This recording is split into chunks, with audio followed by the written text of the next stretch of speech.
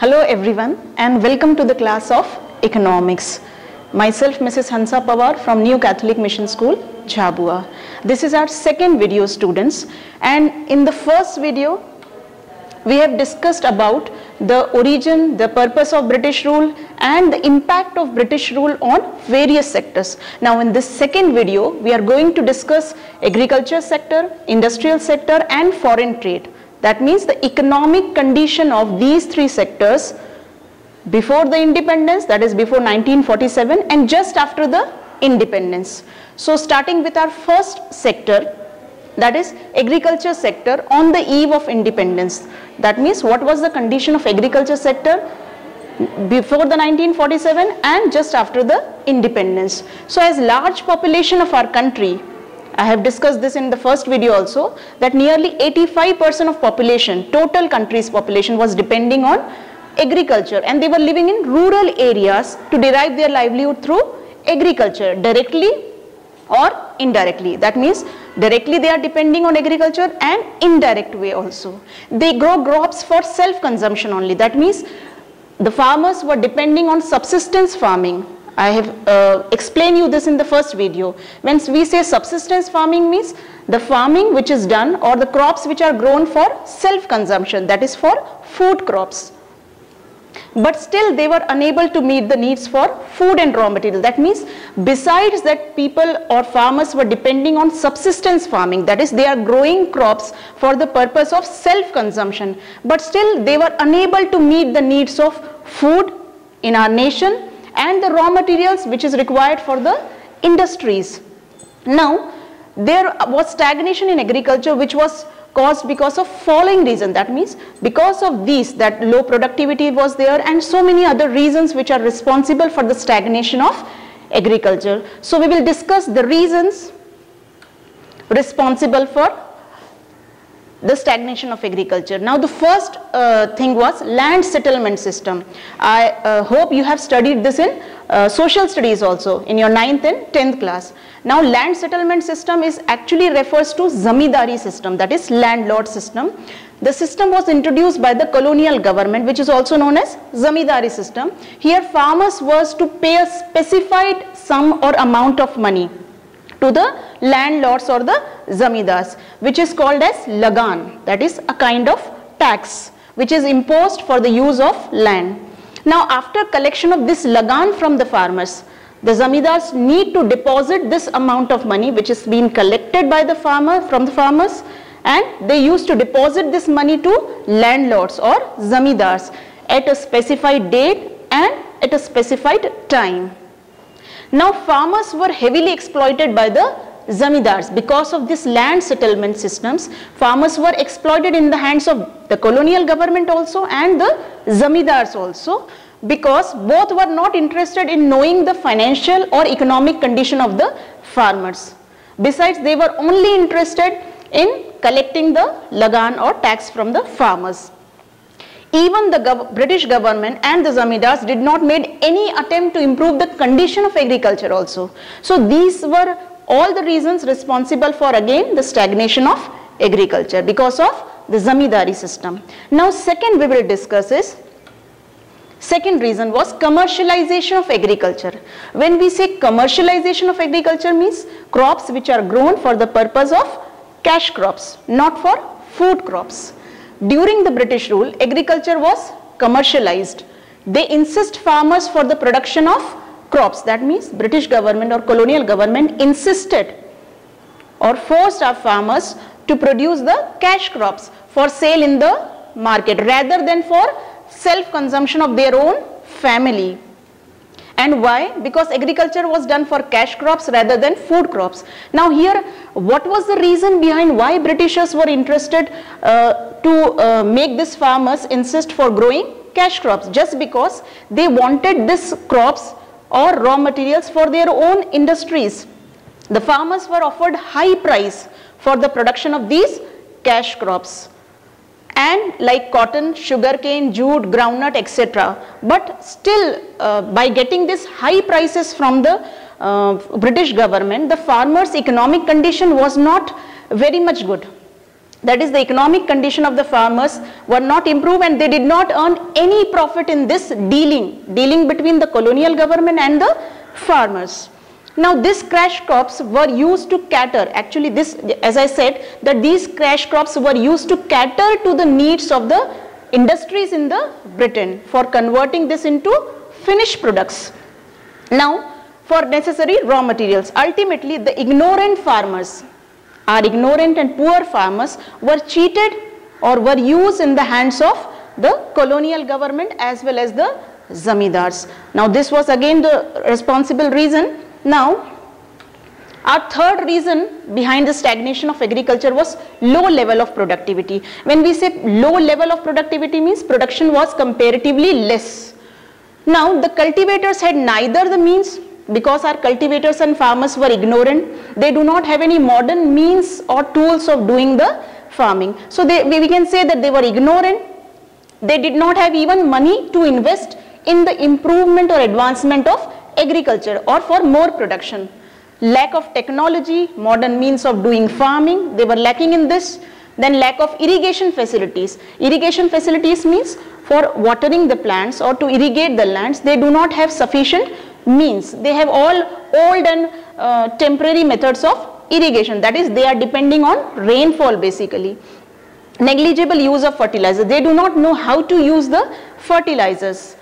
Then all these reasons made it difficult for increasing the output or the production of crops. So this was also one of the reasons of stagnation. Now fourth was high degree of uncertainty. When we say uncertainty, uncertainty means something which is not sure, something which is not certain.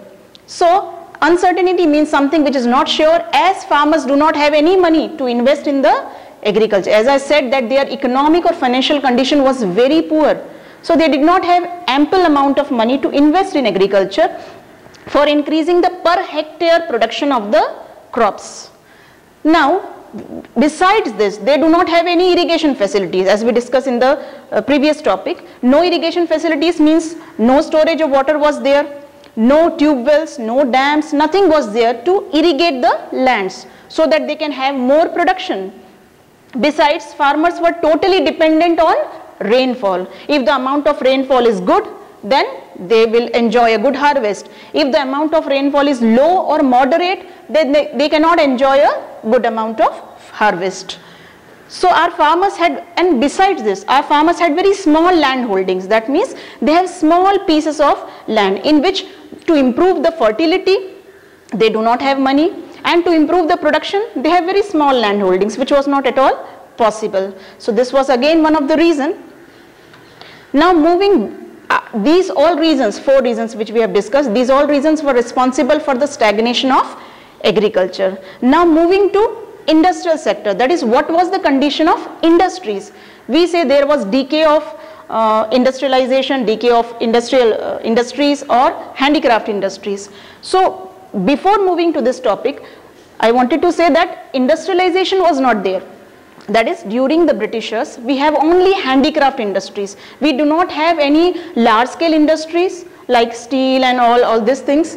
Although agriculture had dominated the Indian economy, and most importantly, agriculture had dominated the whole economy. Majority of the population, total country's population, was depending on agriculture for their livelihood during the pre-colonial period. So only few industries were there which have enjoyed a worldwide reputation. And what were those industries? Our handicrafts. Now there are some reasons for the poor state of handicraft industries also. That means our state of handicrafts was also very backward, and there are some again reasons responsible. The first was deindustrialization or decline of handicraft industries. When we say decline means downfall. When we say deindustrialization means moving people from industries to agriculture sector. Now the British government systematically, that means they have got good brains, they were very wise people, systematically they have destroyed our economy, our Indian handicraft industries in which we were world famous. For this they made a twofold policy. Okay, and the twofold policy ensured maximum advantage to Britain only, that is the economy of Britain. They forcefully get the raw materials first policy was that they forced to get the raw materials from India to Britain at a very cheaper rate. That means they forced our traders to get the raw materials. That is, we need to export the raw materials from India to Britain at a very cheaper rate, which was again in their favor, to be used for furnishing their own industry. Means these raw materials are used to convert to finished products in their own industries, which was again in the favor of Britain only. Second policy was that they sell the finished products which were made in British industries to India again, and there were no restrictions. The entry of finished products from Britain to India was completely free, made free, restrictions free. That means they do not impose any kind of taxes on that. With this dual policy, they developed India as a market for Britain. That means what was their intention? Their intention was to make India as a market for Britain. That means we should purchase all, or we should import all the finished products from Britain only. And they made us fully dependent on the import of finished products from Britain. So this was deindustrialization. Now second was their discriminatory tariff policy. When we say tariff, means it's a kind of tax which is basically imposed on the traders for export and imports of goods and services. Now tariff means a kind of tax imposed by the government on the export and imports of goods like custom duty, excise duty, etc. There were no restrictions were imposed on the import of finished goods from Britain. As we discussed in the earlier point also, it was made restriction free. That means the entry of finished products from Britain to India was free. They allowed free entry of finished products of Britain, and it was again in their favor only. The policy allowed free export of raw materials also from India to Britain. Again it was in their favor. That means they do not have to pay any export duty, and even they do not have to pay any import duty. It was completely free, restriction free for them. So again it was in their favor only. But heavy duty was imposed on our handicraft products, or on our handicraft industries. That is the products which we used to export from India to Britain. A heavy taxes was collected from our poor Indian traders. Now this made the export duty which our traders need to pay, it made the product very costly. That is, the exports become very costly for our poor Indian traders. So it made exports costly for our Indian traders, which led to decline of our Indian handicrafts, and because of this our Indian handicraft products were declined, or were in the condition of decay in the world market as well as in the domestic market. And why? Because these handicraft industry, our Indian handicraft industries, comparison to them, a low price or cheap price finished products which were already available in India, which we used to import from Britain or the industries of Britain. So there was a decline of handicrafts in the world market also and in the domestic market also. Now the third point is adverse effect of decline of. Now there may be some reason, that means as we said that there was decline of handicraft industries. Because of decline of handicraft industry, there were some adverse effect. Adverse means opposite, okay. Some adverse effects of this decline of handicraft industries means the decline of handicraft industry resulted in unemployment. Unemployment for whom? For all those artisans and workers who were working in handicraft industries. They were jobless because the handicraft industries were no more. They were jobless, they were unemployed. Now they were forced to take agriculture for earning their livelihood. Why? Because they do not have any jobs. So they need to take agriculture for earning their livelihood. Our Indian made goods could not face the high competition. Even in the previous topic we have discussed that we need to pay a high export duty. Now in comparison to that the machine made goods which were the finished products which were made in the Britain, it was at a very low price they were selling this to India. So our Indian made goods could not face the high competition with the machine made goods. Now these machine made goods are made in Britain. As these machine made goods were less in cost, they were very durable, they were less in cost, and more output could be produced in very less time. When we try to make the goods through machines, we can have a large amount of production we can have within less time, that is minimizing the time in comparison to the handmade Indian goods. Again it was in their favor only. All this encourages the imports of manufactured goods, and because of all these reasons, the import of manufactured or finished goods from Britain, it was in much demand and from Britain, and discouraged the Indian handicrafts, and because of this our Indian handicrafts were totally discouraged. Why? Because people don't want to purchase the products which are at high price. The customer wanted to purchase those products only which is available at an affordable or reasonable price. And which were the affordable and reasonable price product? It was the machine made goods from Britain. Now fourth was lack of capital goods industries. When we say capital goods industries, capital goods means, as a commerce student you should know, capital goods and consumer goods, two kinds of goods are there. So capital goods industry refers to those industries which produces machines, tools, equipments which are required to make or to produce the consumer goods. Now as there was hardly any capital goods, as I said in the earlier topics, that we do not have any large scale industry, we do not have any capital goods industries in India. Industrialization was not there. So to promote industrialization, Britishers did not pay any attention. Even the Britishers did not pay any attention to improve or to modernize our industries, to have industrialization in our economy, as they wanted to encourage their own industries only by developing India as a market for Britain products or for the industries of Britain only. So this was also one of the reason of decline of industrial sector. Then again the fifth topic is low contribution to GDP. GDP means gross domestic product. So when there were no industrialization, only handicrafts were there, so we can say that the output of production cannot contribute good to the GDP. The growth rate of our new industrial sector was very slow, productivity was very low, so industries were few and their productivity or contribution to GDP was very less. Then sixth is limited role of public sector. When we say public sector here means related to government only. The British government was confined only to encourage the railways, ports and post and telegraph. That means the Britishers were only interested in developing. This is one of the major contribution of Britishers, I must say, that they have established railways, ports and post and telegraph. But it was again for their own selfish interests. So for the sake of flourishing trade, as the railways and the ports can serve the purpose of transportation of goods from one place to another, and the postal system can serve the purpose of communication between various British officials which were appointed here in India. So it was again in their favor. Now after completing the agriculture sector, that is stagnation of agriculture sector, and knowing the reasons responsible for the stagnation, industrial sector we move to, and at least some points we have covered for the decay or decline of industrialization. Now moving ahead to state of foreign trade, that means what was the condition of trade during the Britishers and just after the independence.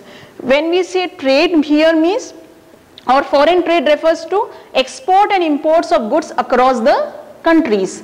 That means when we are engaged in the exports of certain goods and imports of certain, that is purchase and sale of goods and services across the various countries.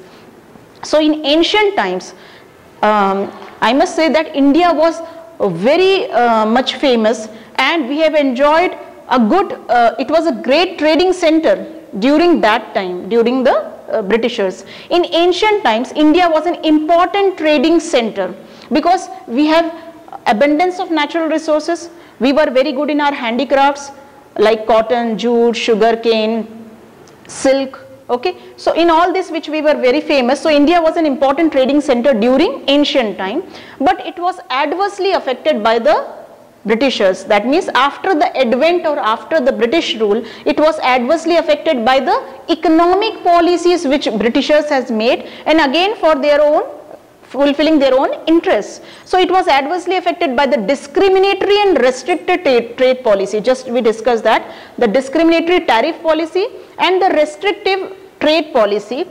So it has affected a lot to our economy, led by the colonial government. The state of India's foreign trade during the British rule was, now we will discuss what was the condition of foreign trade during the British rule? That we were actually exporter of primary product only. That means India was then at that time, just before 1947 and after 1947, we were exporter of only primary products. Now primary product here means the raw materials. India became an exporter of primary products such as raw silk, cotton, wool, groundnut, jute, sugarcane, indigo also, etc. And an importer of finished products from Britain to India like cotton, silk textile, woolen clothes and capital goods like some light machineries which are produced in the British industries. So we were merely exporter of primary product to Britain and importer of finished products from Britain. This was the condition of trade that time. The finished products exported by Britain we used to be very costly for us, whereas the raw materials which we export were cheaper for Britain. That means the products which they used to import from India, that is the raw material, at a very less price, at a very cheap price. So they were enjoying good amount of profit, whereas the product which we used to export, that is the raw material, it was at high price, which we export were cheaper for Britain. Now the next condition was the monopoly control of British rule on trade. That means as we were slaves in the hand of British government or the colonial government, all the administrative or economic policies which were completely made by them only. So they have a monopoly control over our trade also. Monopoly means when we were dominated by them, the British government had full control over India's export and import. They used to take care of that which product will be imported and which product will be exported. More than half of India's foreign trade was restricted only to Britain. That means they have forced us that more than half of countries' natural resources or wealth should be exported to Britain only. Besides, the rest of the world was allowed with few countries. That means the rest of the product which was allowed by some few countries like Sri Lanka, China and Iran. So we have trade relations with China, Sri Lanka, Iran, and more than half part of trade was restricted to Britain only.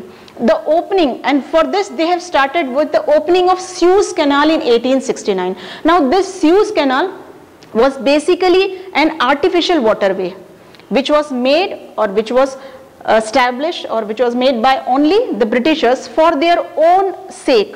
Served as a direct route. It was actually a direct route for the ships which are operating between India and Britain.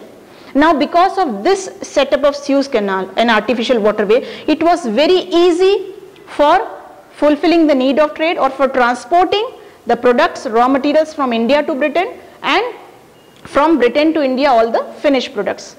The Suez Canal was an artificial waterway made for the direct transportation. Now direct transportation was possible of goods between Britain and India, and because of this Suez Canal, again as I said that it was in their sake only, for their own interest only, so it had reduced the cost of transportation for Britain and made access to Indian market very easier. Now because of this Suez Canal, the Indian made products can easily be transported from India to Britain, and their cost of transportation was also reduced with that of Britain. So economically if we say, the opening of Suez Canal was very beneficial for the.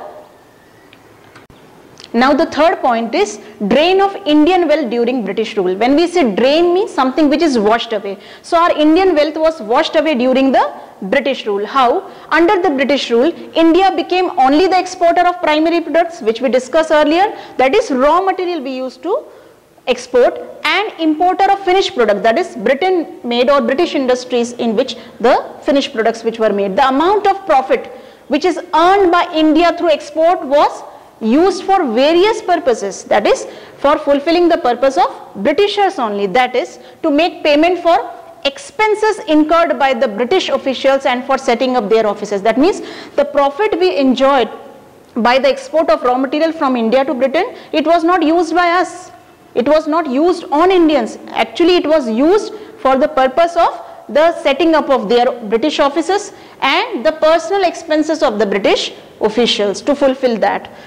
To meet expenses on war which were fought by Britain with other countries. That means whatever war or battles in which the Britishers or Britain was engaged in with other countries, to fulfill their expenses, to incur their expenses, this amount was used. Then to develop their army, that means to develop their army and funding their losses in the battles, whatever losses which they have incurred in the battles during the wars, this profit or this amount which we have enjoyed or because of our exports, it was used in this. So again, the Britishers, because of their strategies, their clever minds, they have used our profit which we have enjoyed with the export in fulfilling their own expenses. So this was all about today's lecture. I hope you understand the industrial sector, the agriculture sector and the foreign trade which we have discussed or which we have completed. Now in the second video we will discuss the rest of the topics. Till then, goodbye, take care.